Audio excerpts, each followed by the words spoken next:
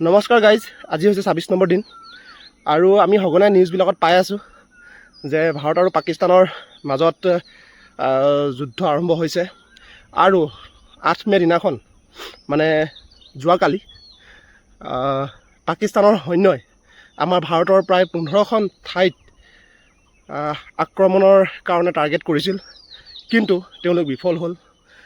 কিয়নো আমাৰ ভাৰতৰ বায়ুসেনাই সেয়া কৰিবলৈ নিদিলে আৰু যেতিয়া সেই মিছাইলবিলাক যেতিয়া পাইছে সেইবিলাক হেনো চাইনাৰ পৰা অহা। নাজানো কিমানটো সত্য বা কিমানটো তাত অসত্য আছে, সেইটো কিন্তু গম নাপাওঁ। নিজৰ যিটো দেখাইছে সেইটোৱে মই ক'ব পাৰিছোঁ। আৰু এটা কথা মই আপোনালোকক ক'ব বিচাৰিছোঁ যে আপোনালোকে যদি কেতিয়াবা যিকোনো ৰাস্তাতে হওক বা আকাশ মাৰ্গতে হওক আপোনালোকে হয়তো সেনাবাহিনীক দেখিব পাৰে।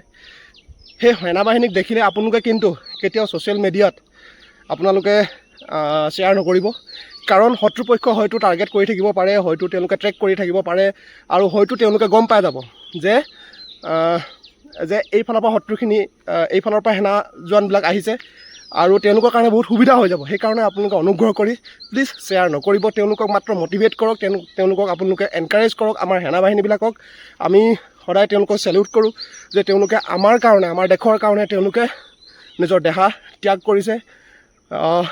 চ' এইখিনিয়ে মই ক'ব বিচাৰোঁ। আৰু এই ভিডিঅ'টো আপোনালোকে যিমান পাৰে সিমান আপোনালোকে শ্বেয়াৰ কৰি দিয়ক, যাতে বহুতো মানুহে ভিডিঅ'টো পাই যায়। আৰু এয়াই ক'ব বিচাৰিছোঁ।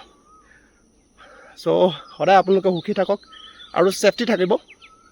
আজিলৈ আহিছোঁ, ধন্যবাদ।